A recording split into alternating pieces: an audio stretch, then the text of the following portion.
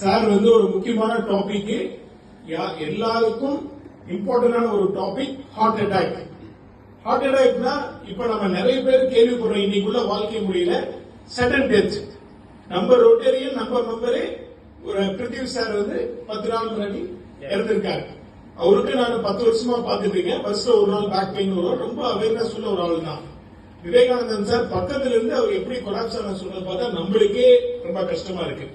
So இது ஒரு முக்கியமான டாபிக். சதி சார் இன்னைக்கு ஒரு ரொட்டேரியன் 31 வயசு சேலத்துல ஒரு ஈஸ்ட் ரோட்டரி கிளப்போட மெம்பர் இறந்திருக்காரு. இது மாதிரி மாசம் ஒவ்வொருத்தரும் ஹார்ட் அட்டாக்ல இறக்குற டாபிக் வந்து நம்ம கேள்விப்பட்டுட்டே தான் இருக்கும்.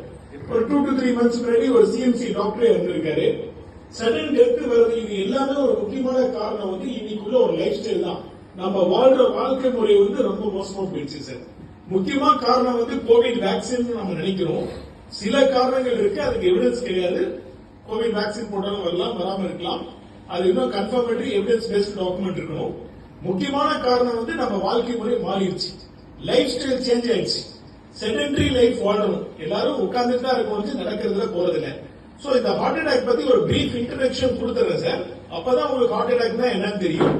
உண்மையான நெஞ்சு வலி எது, கேஸ்ட்ரிக் பெயின் எது, தோள்பட்ட வலி எது, கழுத்து வலி எதுன்றது ஒரு பயங்கரமான இன்டர்நேஷனல் முக்கியமான ஒரு கிளினிக்கல் டேட்டா உங்களுக்கு கொடுக்குறேன் சார்.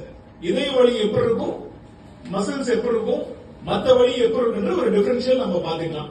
இதுக்கு முன்னாடி வந்து நம்ம ஹார்ட் அட்டாக் பத்தி நம்ம பார்க்கணும் அப்படின்னா, ஹார்ட் அட்டாக்னா என்ன நம்ம பாத்துக்கலாம் சார். கதவு சார், ஹார்ட் அட்டாக் வந்து ஒரு பிரீஃப் ஹிஸ்டரி கொடுத்துறேன் சார். ஹார்ட் அட்டாக் அப்படின்னா நம்ம இதயத்துக்கு கொண்டு போற ரத்த குழாயில கொலஸ்ட்ரால் டெபாசிட் ஆகும், பிளேக் மாதிரி. இப்ப நம்ம தண்ணியில ஒரு பேக்ஸ் மாதிரி ஒரு சப்ஸ்டன்ஸ் தான் கொலஸ்ட்ரால். ரத்த குழாய் ஒரு பேப்பர் கேப் இருக்கு சார், பேனா கேப், ஒரு கேப், பேனா கேப் சார். ஒரு செகண்ட், ரொம்ப நன்றி சார் வாத்தியார் ஐயா, ரொம்ப நன்றி.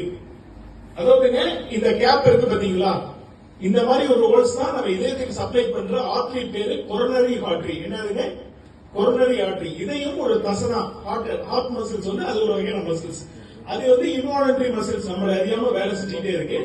இந்த இதய தசைக்கு வந்து ரத்த ஓட்டம் சப்ளை பண்றதுல ஒரு அடைப்பு ஏற்படும். இந்த டயமீட்டர் இருக்கு பாத்தீங்களா, இந்த ஹோல்ஸ் பாத்துக்கோங்க சார்.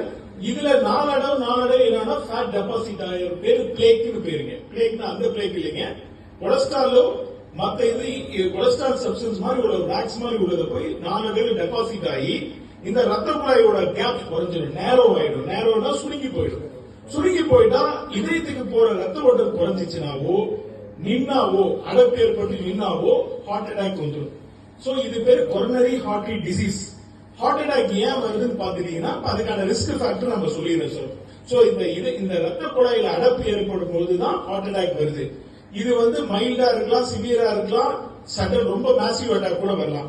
மைல்டா இருந்தா ஐயோ நெஞ்சு வலிக்குன்னு போய் இசிஜி எடுத்து பாத்துக்கலாம். ரொம்ப சிவியரா இருக்கும் போது கண்டுபிடிச்சலாம். சில பேர் சிம்டமே இல்லாம வரும், அங்கதான் ஆபத்து. சிம்டமேட்டிக்கா வரும் எல்லா டெஸ்டும். அதனால வந்து நம்ம ஒரு டாக்டர்கிட்ட போய் சிஸ்டமேட்டிக்கா பீரியடிக்கா செக் பண்ணாதான் ஒருத்தரை காப்பாற்ற முடியும். சோ இந்த இதயத்துக்கு சப்ளை பண்ற ரத்த குழாயில் அடைப்பு தான். அப்ப வந்து என்ன ஆகும்னா ரத்தம் ஒழுங்கா போகாம இதயத்துக்கு சப்ளை பண்ற ஆக்சிஜன் இல்லைன்னா இதயத்தோட தசை செத்து போச்சுன்னா ஹார்ட் அட்டாக் ஆயிடும். இது உடனே ஆன் டைம் பக்கத்துல டாக்டர் போயிட்டா நம்ம தான் காப்பாற்ற முடியும். அதுக்கு முன்னாடி நம்ம பீரியடிக்கா டெஸ்ட் பண்ணா காப்பாத்திக்கலாம். இத பத்தி அவேர்னஸ் இருந்தா காப்பாத்திக்கலாம், இத பத்தி விழிப்புணர்ச்சி இருந்தா காப்பாத்திக்கலாம். இது ரொம்ப ரொம்ப பெரிய பெரிய டாக்டர் திடீர்னு இறந்து போறாங்க. அவேர்னஸ் உள்ள ஒரு டாக்டர் இறந்து போறாங்கன்னா இதுக்கு மேல நீங்க பாருங்க. அப்ப இதுக்கு எவ்வளவு பெரிய அவேர்னஸ் வேணும். ஒரு எக்ஸ்பர்ட் டிரைவர் 100 கிலோமீட்டர் ஸ்பீட்ல போறான், எக்ஸ்பீரியன்ஸ் இல்லாம 10 கிலோமீட்டர் போலாம் ஆக்சிடென்ட் பண்ணலாம், 100 கிலோமீட்டர்ல போயிட்டு ஆக்சிடென்ட் பண்ணாம இருக்கலாம். சோ இதெல்லாம் நிறைய விஷயம் இருக்கு. சோ எக்ஸ்பீரியன்ஸ்டு டாக்டர் கூட திடீர்னு ஏமாந்து விட்டுறாங்க, அதுக்கான அவேர்னஸ் இல்லாம போயிட்டு. சோ நம்ம கண்டுபிடிக்க முடியாது. சோ இப்ப இந்த ஹார்ட் அட்டாக்னா ரத்த குழாயில் அடைப்பு ஏற்பட்டு இது சுருக்கமாய் நேரமாய் ரத்த ஓட்டம் குறையிறதுனால இதயத்துக்கு சப்ளை ஆகிற ஆக்சிஜன் குறைஞ்சதுன்னா அந்த இதய தசை வந்து இறந்து போயிடும். That is called heart attack. அதுக்கு ஒழுங்கான ஆக்சிஜன்ல ஒழுங்கான பிளட் சப்ளை இல்லைன்னா இதயத்துக்கு போற தசை செத்து போச்சுன்னா ஹார்ட் அட்டாக் ஆயிடும். சோ அது வந்து கொரோனரி ஆர்டரி, அந்த ரத்த ஓட்டம் பிளட் சப்ளை ஆக்சிஜன் போச்சுன்னா கட் ஆச்சுன்னா ஹார்ட் அட்டாக் வந்துடும். சோ இதுக்கான ரிஸ்க் ஃபேக்டர் பாத்தீங்கன்னா, இது எதுக்காக இந்த ஹார்ட் அட்டாக் ஒரு பிரீஃப் இன்ட்ரோடக்ஷன் கொடுக்குன்னா, ஹார்ட் அட்டாக்னா என்னன்னு தெரிஞ்சாதான் உங்களுக்கு அதை பத்தி நம்ம சொல்ல முடியும். இந்த ஹார்ட் அட்டாக்கு வந்து மெயினா ரிஸ்க் ஃபேக்டர்னு சொல்றேன் சார். ரிஸ்க் ஃபேக்டர்னா சார் ஒரு செகண்ட் சார், எனக்கு என்ன அந்த ஒரு பயங்கரமான டாபிக் டிஸ்டர்ப் பண்ண சொல்ல முடியாது சார். நம்ம 25 வருஷம் எக்ஸ்பீரியன்ஸ் நான் சொல்றேன் சார். It's not easy. இதுக்கு மெயினா ரிஸ்க் ஃபேக்டர்னு சொல்றோம் சார். ரிஸ்க் ஃபேக்டர்னா இந்த மாதிரி ஹார்ட் அட்டாக் வர்றதுக்கு யாராருக்கு வரும்னா ஹை பிளட் பிரஷர், சுகர் இருந்தா வரலாம், ஸ்மோக்கிங் இருந்தா வரலாம், செடென்டரி லைஃப் ஸ்டைல் இருந்தா வரலாம், ஜெனடிக் ஃபேக்டர்னால வரலாம், ஹெவி ஸ்ட்ரெஸ், எமோஷனல் டிஸ்ட்ரெஸ் சொல்லுவாங்க, அந்த மாதிரி ஸ்ட்ரெஸ் இருந்தா வரலாம். சோ நம்ம வாழ்க்கை முறையில மூவ்மெண்டே இல்ல, சில பேர் உட்காந்துட்டே இருப்பாங்க, டோரை திறந்து கூட ஒரு ஆள் வருவாங்க. சோ அவங்களுக்கு பிசிக்கல் ஆக்டிவிட்டி இல்லாம இருக்கவங்களுக்கு ஈஸியா வந்து that is called sedentary life style. இன்னைக்கு நம்ம நிறைய பேர் நடக்கிறதே இல்ல, அன்னைக்கு பல 1000 கிலோமீட்டர் நடந்தோம். அது ப்ரிவென்ஷன் ஆஸ்பெக்ட்ல சொல்றேன் சார். ரிஸ்க் ஃபேக்டர் பாத்தீங்கன்னா high blood pressure, sugar, smoking, genetic, sedentary life style, obesity, இது மாதிரி பல காரணம் இருக்கு சார். மெயினா இன்னைக்கு பாத்தீங்கன்னா முக்கியமான காரணம் எல்லாம் பாத்தீங்கன்னா நம்ம வாழ்க்கை முறை ஏன் சடனா செத்து போறாங்க அப்படின்னா, நிறைய பேர் மூவே பண்றது பிசிக்கல் ஆக்டிவிட்டி இல்ல, உட்கார்ந்த வச்சா இடிச்சு வச்ச பிள்ளையாரு மாதிரி இருக்காங்க. மினிமம் அன்னைக்கு எந்த பொருள் வாங்கினாலும் நடக்கணும், நடக்க ஃபேட் பர்ன் ஆகும். So heart cardiovascular fitness improve பண்ணணும்னா எக்ஸசைஸ் பண்ணணும், லைஃப் ஸ்டைல் மாத்தணும். அது நான் ப்ரிவென்ஷன்ல சொல்றேன் சார். சோ மெயினான ரிஸ்க் ஃபேக்டர் பாத்தீங்கன்னா இதுதான் சார். ஜெனடிக்கா high blood pressure, diabetes, cholesterol இருந்தது, ஜெனடிக்கா இருக்கு, sedentary lifestyle, smoking, heavy alcohol பண்ணாலும் ஹார்ட் அட்டாக் வரும் சார். சோ இது எல்லாமே ரிஸ்க் ஃபேக்டர். சோ இதை பாத்துக்கோங்க. இதை எப்படிலாம் நம்ம ப்ரிவென்ட் பண்ணலாம் அப்படின்னு பாத்தீங்கன்னா, ரெகுலரா நம்ம ப்ரிவென்ஷன் ஆஸ்பெக்ட் பீரியாடிக்கா டாக்டர்கிட்ட செக்அப் பண்ணணும் சார். 30 இயர்ஸ்லயே இப்ப நம்ம 40 இயர்ஸ் அன்னைக்கு சொன்னாங்க, இப்ப 31 வயசுல இருக்கிறாருன்னா அப்ப இன்னும் 30 வயசுலயே நம்ம ஹார்ட் செக் பண்ணிக்கூடிய சூழல் வருது. இன்னைக்குள்ள அட்மாஸ்பியர்ல மெடிக்கலும் ட்ரெண்ட் மாறுற மாதிரி, போன் அப்டேட் பண்ற மாதிரி, இது நம்ம இன்னும் வரக்கூடிய ஆள் 40 வயசு போய் 30 வயசுல ஹெல்த் செக்அப் பண்ண கூட இருக்கு. சோ அந்த மாதிரி நம்ம பீரியாடிக்கா மெடிக்கல் செக்அப் பண்ணாதான் காப்பாற்ற முடியும் சார். நெக்ஸ்ட் அவேர்னஸ் இருக்கணும்.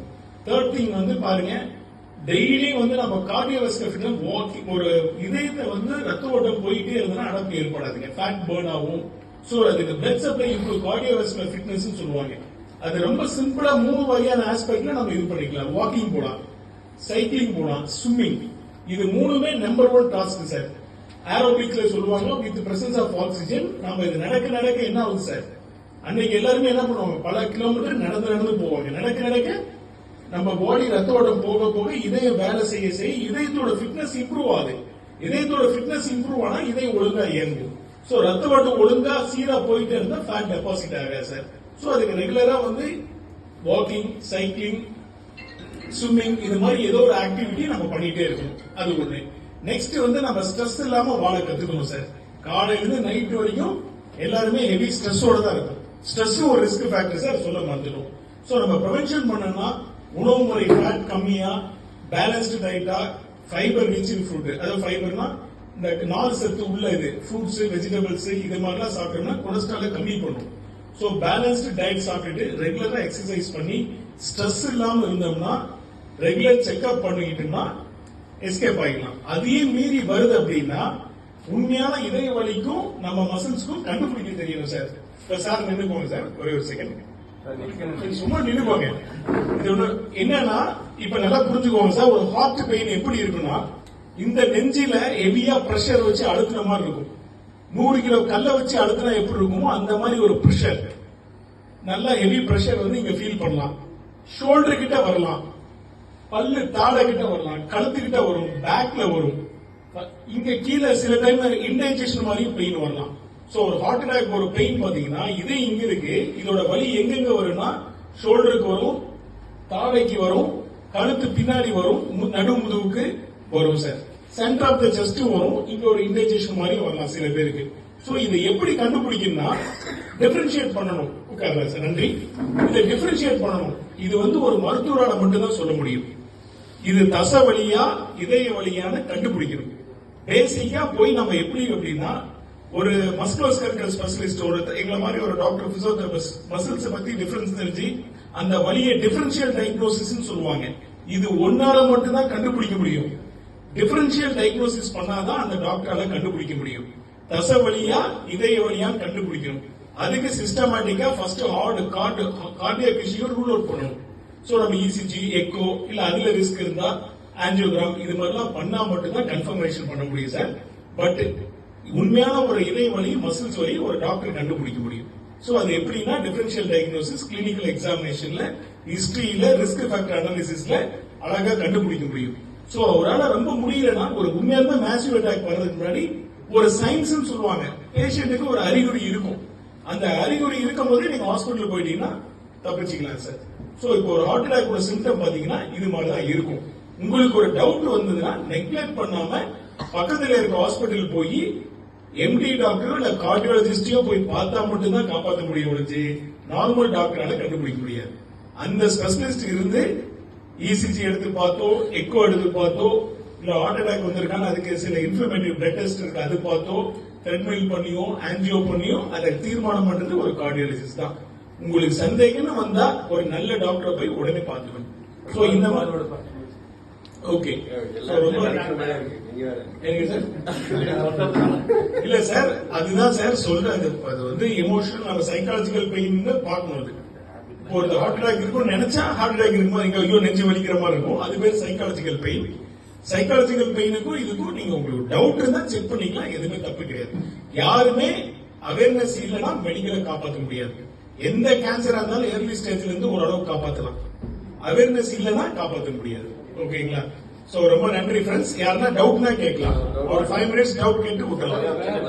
ஓகே சார், ஃபர்ஸ்ட் டவுட் அந்த பாடி செக்அப்ல வந்து ஃபுல் பாடி செக்அப் பண்றோம். அதுல வந்து பாத்தீங்கன்னா இசிஜி இந்த இதெல்லாம் டெஸ்ட் எல்லாம் பண்றோம்.